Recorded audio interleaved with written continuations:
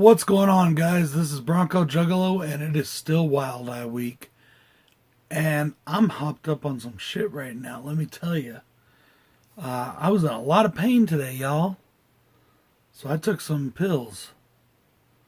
And now I'm a little loop-de-loop.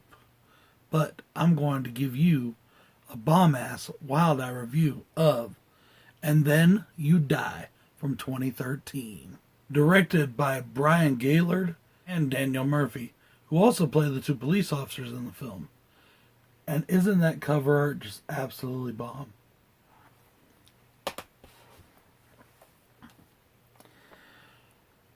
We have in this movie Chuck Smith playing Sam Wallace. Some interesting facts is Todd Wise, the actor who plays young Sam's father, was actually originally cast as Sam in this movie. And I'm not sure why, but they decided to recast him as Sam's father. This is an American film, filmed on a $5,000 budget, but it was filmed entirely in the UK. Sam has been pushed around, kicked on, beat up, and bullied his entire life. It started when he was just a little kid by his father, who was just an absolute asshole. And it went on to the kids at school. It went on then to, his job and even his wife and his best friend. And Sam is having a day from hell. And to top it all off, he dies. Killed by two people that should have had his back. Let's just put it that way. I'm not going to get into the whole thing because I don't want to give it all away. But now he's back, returned from the grave for his revenge. And let me tell you, he gets his fucking revenge.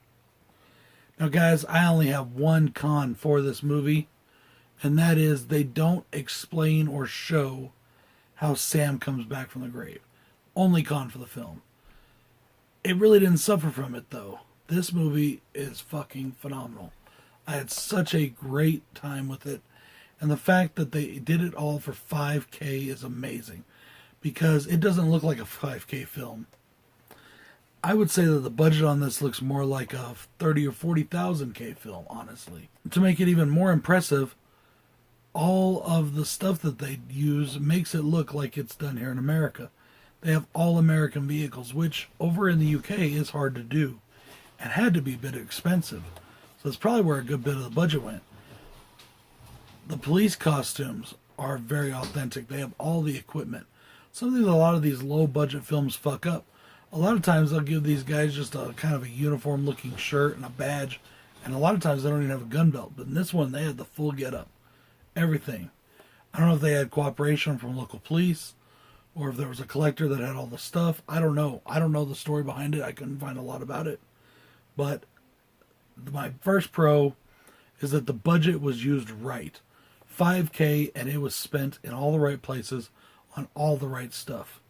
Now there were some things like some of the kills where, and I'm going to get to the kills in a minute, where maybe it was a kill that would have been a really expensive kill to show fully on camera.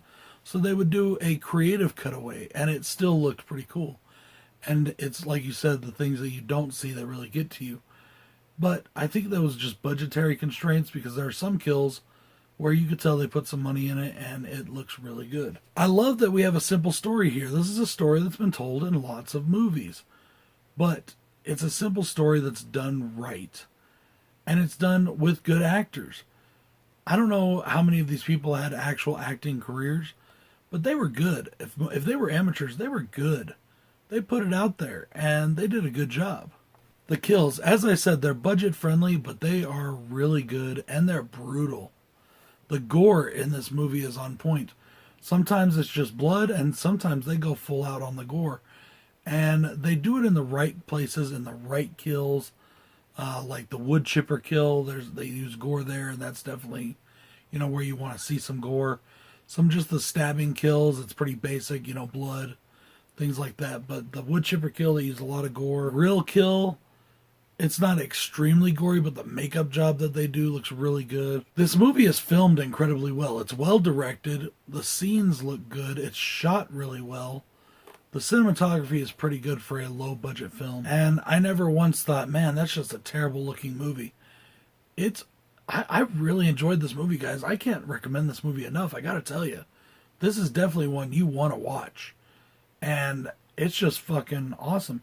Even before the horror stuff starts, before the kills start, before the slashing starts, because this is a supernatural slasher, so to speak. Before the kills start, it's interesting. It keeps your attention. Watching this guy go through this shitty ass day is awesome enough. I really enjoyed the music. It was all original music, and the songs were good, and they fit the film, and that's always a good thing. It's kind of like, Man Behind the Mask, how it fits that movie, how it was made for that movie. The songs in this movie were made for the movie, and they really do work.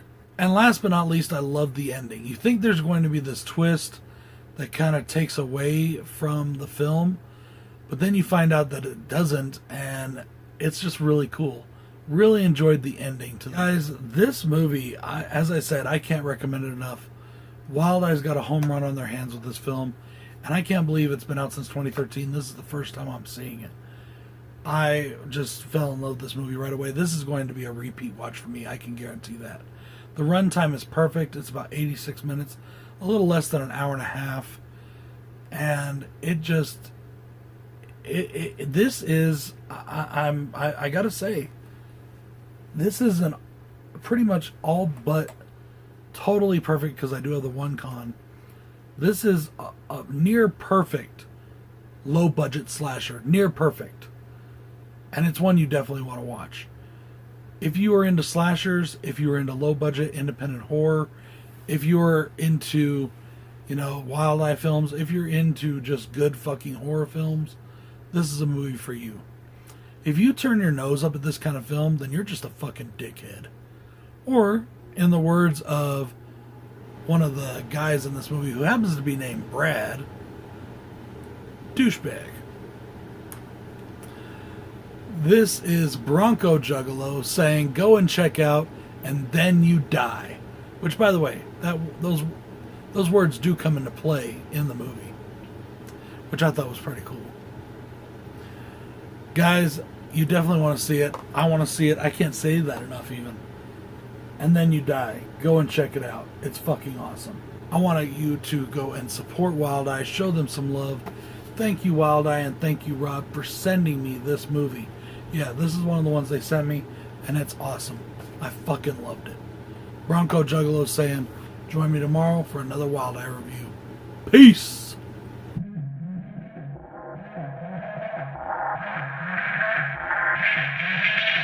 Sometimes you just gotta ignore your enemies. Sometimes you just gotta make them bleed. I've headed up to here with all the fake shit. Fake friends huddled up, that's a snake pit. King Kong about to rumble on some ape shit. Stab you with some scissors.